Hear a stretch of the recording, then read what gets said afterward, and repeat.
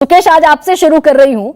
अखिलेश ने क्या वाकई चौंकाया है? क्योंकि पिछले सारे अनुमान थे कि भाई ट्राइड एंड टेस्टेड फॉर्मूले पर जाएंगे। अगर विधान परिषद ने पिछड़े को दे दिया मौका तो विधानसभा में दलित को मौका मिलेगा। सारे अनुमान आज खारिज किया अखिलेश यादव ने। चौंकाया है क्या? पुरानी कहावत है गरिमा, नथिंग सक्सीड्स लाइक सक्सेस।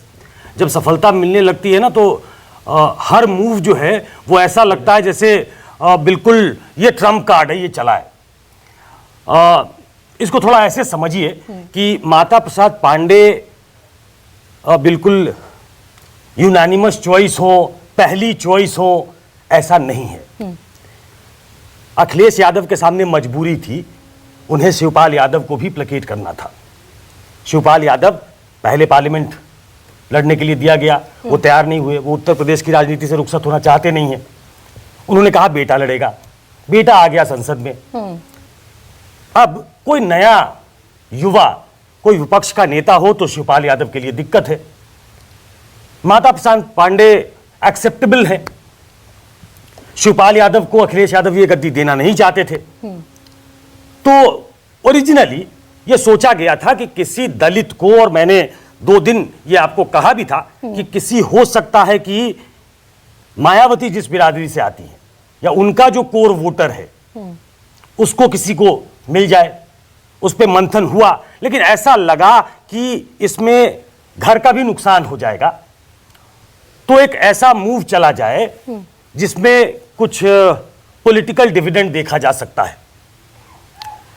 वहां 2 प्रमुख जातियां हैं, मनोज बेहतर समझा देंगे। ठाकुर और ब्राह्मण 2 प्रोमिनेंट कास्ट हैं उत्तर प्रदेश में जो कोर वोटर हैं भारतीय जनता पार्टी के।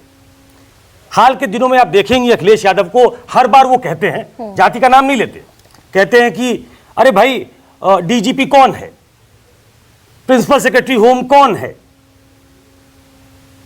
एडीजी एलओ कौन है। तो वो नाम नहीं लेते, लेकिन वो ठाकुर बिरादरी की बात करते हैं और योगी आदित्यनाथ पे कटाक्ष करते हैं। योगी हिंदू की तरह नहीं, उनको ठाकुर की तरह पेश किया जाता है और अखिलेश यादव ये टैक्टफुली करते हैं। तो इससे नाराज कौन सा कास्ट है? जिसकी संख्या ठाकुरों से ज्यादा है लेकिन जिसकी वक़्त कम है, ऐसा अखिलेश यादव दिखाने की कोशिश करते हैं। तो वो ब्राह्मण जाति के लोग हैं। एक पहले घटना हुई थी 2019 के आसपास, शायद लोकसभा चुनाव के पहले, वो अफसरशाही के खिलाफ सारे लोग लामबंद हो गए थे, बीजेपी के एमएलए, और अपनी ही सरकार के खिलाफ धरने पे असेंबली में बैठ गए थे। उसमें भी सबसे ज्यादा ब्राह्मण विधायक थे।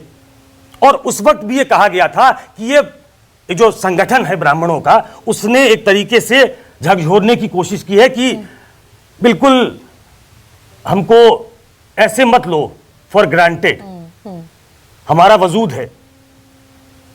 दूसरा, चाहे वो 2012 हो जिस समय ब्राह्मणों ने समाजवादी पार्टी का समर्थन किया, उसके पहले चले जाइए, फिर तो 2007 में ब्राह्मणों ने सरकार बना दी मायावती की। तो ब्राह्मण एक ऐसी जाति है जो समय समय पे पॉलिटिकल पार्टी को बेल आउट करती रही है। और माता प्रसाद पांडे, देखिए नाम से भी बोध होना चाहिए, मनोज राजन त्रिपाठी, जानने की मतलब दिमाग लगाने की जरूरत नहीं है, पता लग जाता है ब्राह्मण है। माता प्रसाद पांडे से पता लगता है, बोध होता है कि वो ब्राह्मण है।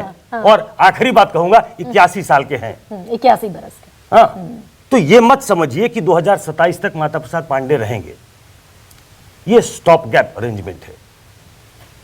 बाद में हो सकता है कि रिटायरमेंट की घोषणा वो खुद ही कर दें और फिर जो पीडीए ए से अगड़ा जो अभी समझा जा रहा है, तो ए से कुछ और उसको बनाया जाएगा। और हो सकता है कि वो पीडीए में से कोई एक, जिसको हम दलित अभी सोच रहे थे, एंटिसिपेट कर रहे थे कि कोई दलित होगा, वो उस जगह पे आ सकता है। फिलहाल पॉलिटिकल डिविडेंड ब्राह्मण होने का, जो बीजेपी से थोड़ा खफा चलता है कई बार, वो लेने की कोशिश उसको लेने की कोशिश है, अपना घर भी साधने की कोशिश है। मुझे ये समझ में आता है।